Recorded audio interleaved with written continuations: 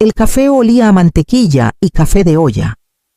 Ese tipo de lugar que los turistas fotografían antes de probar bocado. Me vestí sencillo, con un vestido de lino, sin buscar miradas, solo un lugar en la mesa, Paloma, con su chamarra de colores suaves y aretes brillosos.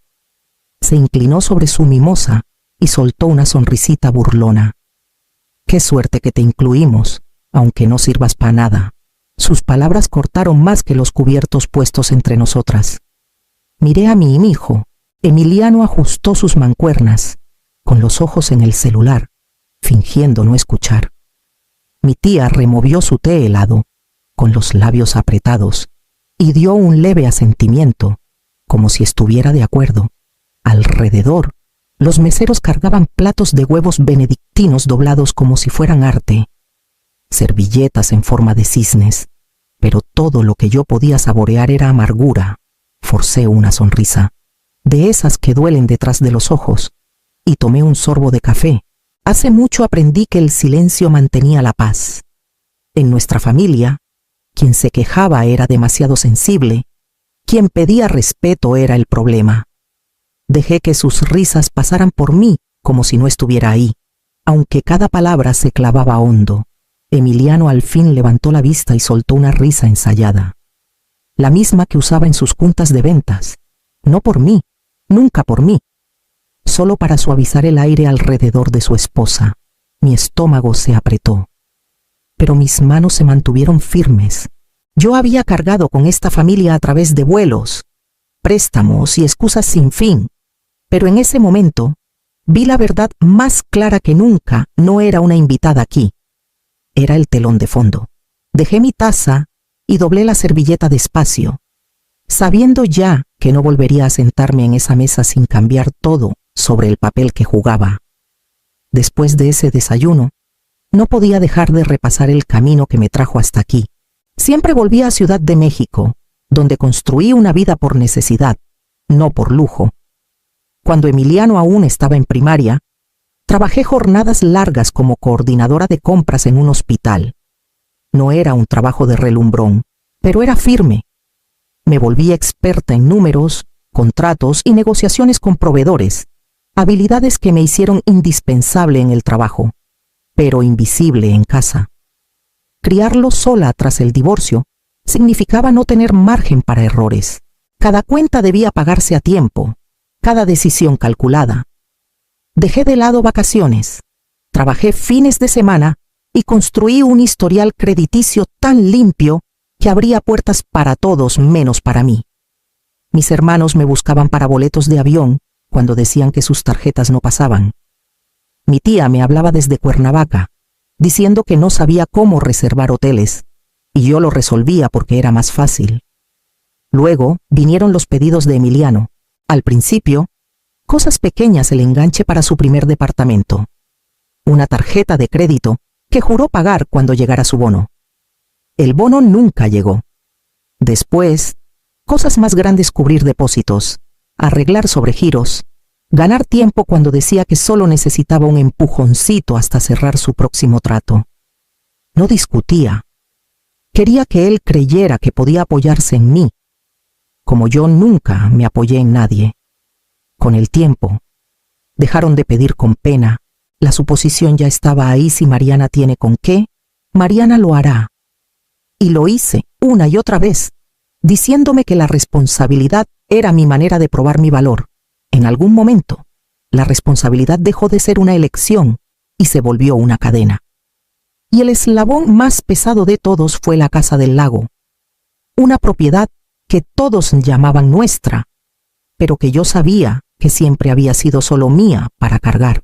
La casa en el lago de Chapala siempre se mencionaba como el orgullo de la familia, el lugar donde nos reuníamos para parrilladas de verano, fines de semana de pesca y escapadas rápidas en días festivos.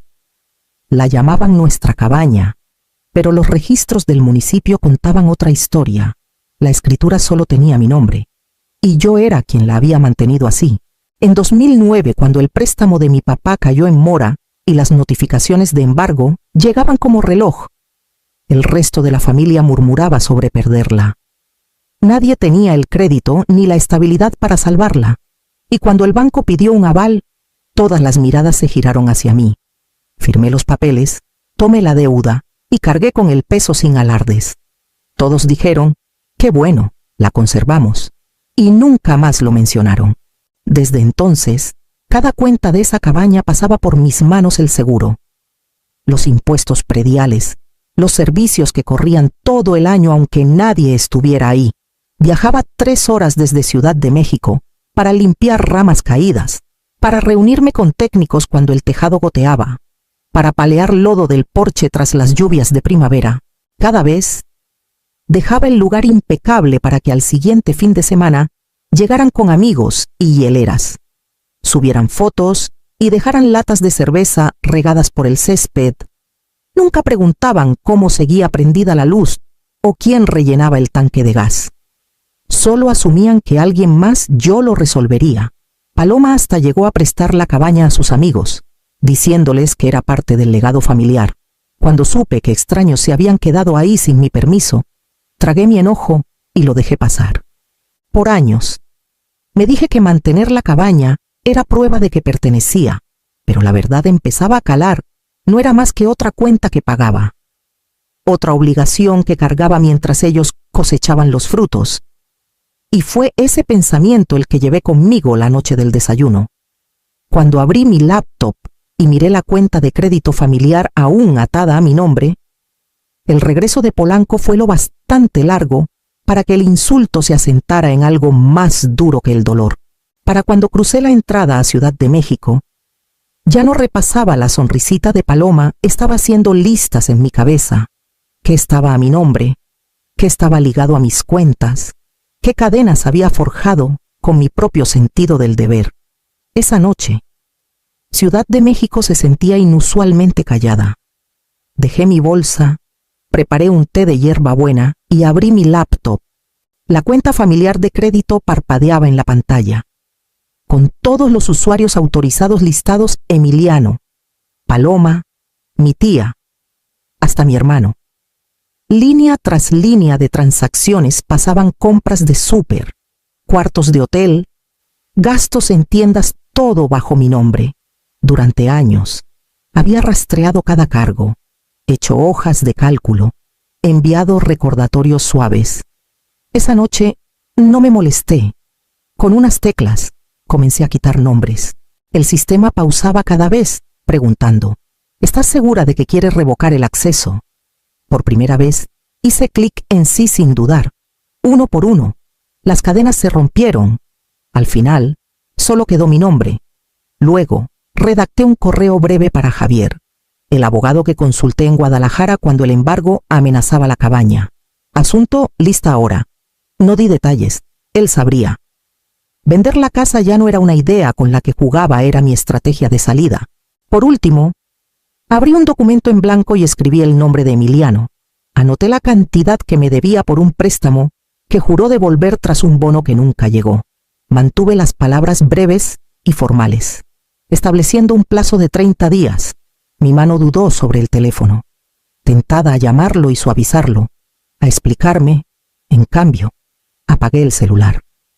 Cerré la laptop pasada la medianoche, el té ya frío, una calma extraña llenando el espacio donde antes estaba el miedo. A la mañana siguiente, el silencio empezaría a cambiar, y por fin oiría cómo sonaba cuando ya no tuvieran en quién apoyarse. La primera señal llegó 2 mañanas después. Mi celular se encendió antes del amanecer, con una ráfaga de mensajes de Paloma. Escribía en frases cortas, cada una más frenética que la anterior. Su tarjeta fue rechazada en un restaurante en la Roma y estaba humillada frente a sus amigos. Dejé que la pantalla se oscureciera sin responder. Serví agua caliente sobre mi bolsita de té y vi el vapor subir desde la taza. Para el mediodía, las cuentas de la cabaña se unieron al coro. Notificaciones de atraso llenaron mi correo, la compañía eléctrica amenazando con cortar el servicio, el departamento de agua adjuntando un recordatorio de pagos pendientes. Durante más de una década, las había pagado automáticamente, las cuentas desapareciendo de mi banco como reloj. Ahora, Con esos cargos cancelados, mi silencio se volvió ruido para ellos. Esa tarde, Emiliano llamó 3 veces seguidas. Su voz se desbordó en el buzón, tensa, pero aún intentando ser encantadora. Mamá, debe haber un error con la cuenta. Puedes revisarlo, lo arreglamos, te lo prometo. La 4ª llamada fue más cortante. No puedes simplemente apagar todo sin decirme. Puse el celular boca abajo y tomé mi té hasta que dejó de sonar. Para el fin de semana, el chat grupal estaba vivo con agitación. Mi tía subió una foto del porche de la cabaña, con el césped hasta las rodillas y la luz apagada. ¿Qué pasa? ¿Alguien olvidó la cuenta? Mi hermano añadió una nota sarcástica sobre cómo poco confiables se habían vuelto las cosas. Ninguno mencionó los años que mantuve el lugar funcionando sola. Ninguno preguntó si yo estaba bien. Silencié la conversación y salí al balcón. El aire de la noche estaba quieto, con un leve murmullo de tráfico abajo. Pero en mi pecho había una ligereza extraña que no sentía en años. Cada llamada sin contestar, cada mensaje ignorado, era prueba de que por fin había dejado de amortiguarles. Las grietas empezaban a verse, y por primera vez no corrí a sellarlas. Me recargué en el barandal y dejé que el silencio se asentara, sabiendo que era solo el comienzo de lo que vendría. Salí de Ciudad de México antes del amanecer, con las calles aún calladas, el cielo apenas aclarando. El viaje a Chapala siempre había sido familiar. 3 horas de pinos, carreteras sinuosas y el zumbido de mis propios pensamientos. Antes encontraba consuelo en la rutina, sabiendo que iba hacia un lugar lleno de recuerdos familiares, pero esta vez, mientras más me acercaba, más pesado se sentía el silencio. Al llegar al camino de grava, la cabaña lucía como siempre, el porche de madera hundido en partes, las contraventanas pidiendo pintura nueva, la cadena del columpio oxidada por los años. Pero ahora la veía diferente. Esto no era un refugio familiar, era mi responsabilidad sola. Una responsabilidad que habían dado por sentada hasta que dejé de cargarla. Adentro, el polvo cubría los estantes y un leve olor a cedro se aferraba a las paredes. Caminé despacio por cada cuarto, pasando la mano por los muebles que reparé, las tablas del piso que pulí, las cortinas que cambié tras las tormentas. En la pared colgaban fotos. Emiliano de niño con su primer pescado, mis padres sonriendo en el porche, una toma grupal de verano con primos tirados en el césped. Bajé cada marco con cuidado, envolviéndolos en periódico y guardándolos en una caja que traje. No era enojo lo que me guiaba, era claridad. Estos no eran recuerdos que necesitaba dejar colgados para que otros los reclamaran. Tras sellar la caja, me senté en el viejo escritorio de la esquina y abrí mi laptop. Escribí un mensaje breve para Javier, mi abogado en Guadalajara avanza con la venta privada. Sin anuncio público hasta que la escritura esté clara, mi dedo dudó solo un momento antes de enviar. Mientras cargaba la caja en mi coche, una voz llamó desde la cerca. Era Socorro Ramírez, la vecina que había vivido ahí más tiempo que nadie. Se recargó en el poste, mirándome con ojos que sabían. Siempre me pregunté cómo mantenías este lugar andando, dijo suavemente. Nunca vi a nadie más hacer el trabajo. Sus palabras me tomaron por sorpresa, simples pero firmes, por años. Me convencí de que nadie notaba. Pero aquí estaba la prueba de que alguien sí. Asentí, agradecida, y cerré la cajuela con un empujón final. 2 días después de volver de la cabaña, llegó un correo de Socorro. Adjuntaba una captura de pantalla, sin explicación, solo la línea. Pensé que debías ver esto. Dudé antes de abrirlo, esperando medio en broma otra notificación de servicios por error. En cambio, la imagen mostraba un fragmento de una solicitud de hipoteca de meses atrás. Arriba estaba el nombre de Emiliano. Había preguntado por refinanciar la cabaña, esperando agregarse a la escritura una vez transferida la propiedad. La respuesta del oficial de préstamos fue directa. Eso no es posible. La escritura está únicamente a nombre de Mariana Salazar. No se puede alterar sin su consentimiento. Mi pecho se apretó mientras leía esas líneas una y otra vez. Él sabía, siempre lo supo, que la cabaña era mía, que cada recibo de impuestos y renovación de seguro llevaba solo mi nombre, y aún así dejó que Paloma se burlara en el desayuno. Dejó que actuara como si ella y Emiliano fueran los legítimos guardianes de un legado familiar, mientras yo era la carga. La traición no estaba en su silencio, estaba en la elección deliberada de dejarme cargar con la culpa. Paloma creía que yo me aferraba a una casa que era de todos. Él pudo haberla corregido con una frase. En cambio, se quedó atrás, dejando que ella blandiera el insulto mientras él mantenía su sonrisa fácil. Me senté en la mesa de la cocina, mirando el brillo de mi laptop. Por años, me dije que Emiliano estaba atrapado entre lealtades, que solo evitaba conflictos. Ahora veía la verdad. La evasión puede ser su propia forma de traición, especialmente cuando mantiene viva la mentira. Cerré el correo y exhalé despacio. La decisión de vender la cabaña ya no se sentía como una rebelión privada. Era un ajuste de cuentas, y sabía que la confrontación no podía evitarse para siempre, porque tarde o temprano, Emiliano aparecería en mi puerta. Era casi el atardecer cuando tocaron. Primero firme, luego insistente. Sequé mis manos en un trapo y miré por la mirilla. Emiliano estaba en el porche, con Paloma a su lado, ambos enmarcados por la luz que se desvanecía. Abrí la puerta lo justo para dejar entrar la brisa, pero no para invitarlos a pasar. «Mamá, necesitamos hablar», comenzó Emiliano, con la voz tensa. Paloma interrumpió antes de que continuara. Con tono cortante, ¿tienes idea de lo humillante que ha sido tarjetas rechazadas, servicios cortados en el lago? Nos has avergonzado a todos. Dejé que sus palabras flotaran. Emiliano suavizó su tono, buscando la culpa. La cabaña es parte de nuestra historia familiar. Piensa en los nietos. Nunca conocerán esos veranos si la vendes. Di un paso atrás, solo para tomar la carpeta que había preparado días antes. Adentro estaban los registros de la escritura de Jalisco, las pólizas de seguro y la captura de la solicitud de hipoteca que Socorro me envió. Se la di a Emiliano sin decir palabra. Sus ojos recorrieron la página y vi cómo se le iba el color de la cara. «Tú sabías», dije en voz baja. «Sabías que era mía y dejaste que ella me tratara como el problema». Paloma se movió incómoda, su confianza resquebrajándose. «Esto se está sacando de proporción. Podríamos haber arreglado algo», negué con la cabeza. «Los hijos no tratan a sus madres como cajeros automáticos, y las esposas no reescriben escrituras con burlas y prepotencia. Este ciclo termina esta noche».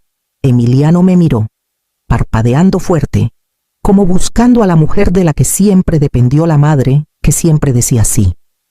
Pero ya no era ella. Sostuve la puerta con mano firme. Empujé suavemente y dejé que se cerrara entre nosotros. Sin gritos, sin dramas.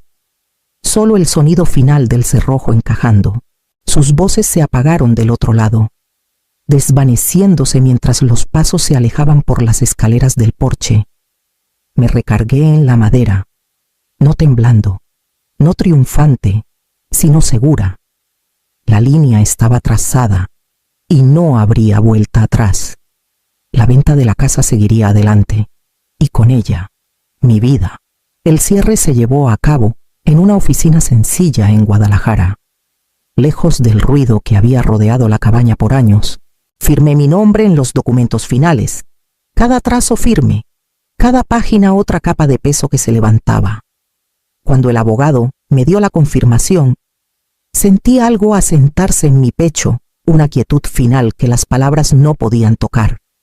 Los fondos se transfirieron a mi cuenta esa tarde. Ya había decidido cómo manejarlos. Una parte fue directamente a un fideicomiso para mi nieto, estructurado tan firme que ni Emiliano ni Paloma podrían tocarlo jamás. No era generosidad hacia ellos, Era una protección para la única persona aún inocente en todo esto. El resto lo mantuve simple. Cerré cada cuenta que aún estuviera ligada al uso familiar. Corté los cargos automáticos de servicios y borré el portal de crédito compartido de mis marcadores. Años de hojas de cálculo. Recordatorios y excusas desaparecieron con unos clics.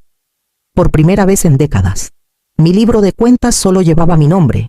Manejé saliendo de Guadalajara con las ventanas abajo. El aire fresco con olor a pino. Atrás. La cabaña ya no era una carga esperando la próxima cuenta. Adelante. Solo había carretera abierta y los primeros destellos de una vida que podía construir en mis propios términos. Seguí la carretera hacia el oeste, hacia las sierras donde me esperaba una mañana diferente.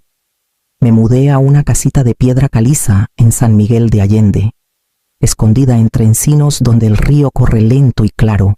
La primera mañana, el sol se derramó por el piso de la cocina. Tranquilo y sin prisa, preparé café sin revisar mi celular, sin el temor de mensajes apilados con demandas. El silencio no era vacío, era libertad. Cada día empezaba con un paseo por el río Laja. El agua llevaba el color del cielo y la piedra, y dejaba que su sonido me atravesara, constante y firme. Ya no vivía al servicio de nadie.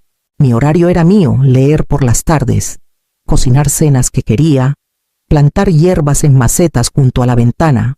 Por las noches, me sentaba en mi escritorio y abrí un cuaderno nuevo. En la primera página, escribí una sola línea con mi propia mano. Nunca fui inútil. Me usaron, la subrayé una vez y cerré el cuaderno. Esa verdad era suficiente. Pasaron las semanas y la distancia creció. Los chats grupales se quedaron mudos. El teléfono no sonaba con súplicas familiares. No perseguí el silencio. Lo dejé quedarse. En esa quietud, oí algo que no había escuchado en años: mi propia voz, clara y firme, ya no ahogada por la de ellos. Las sierras respiraban conmigo. El río seguía fluyendo, y por fin sentí que estaba parada en un terreno que solo me pertenecía a mí,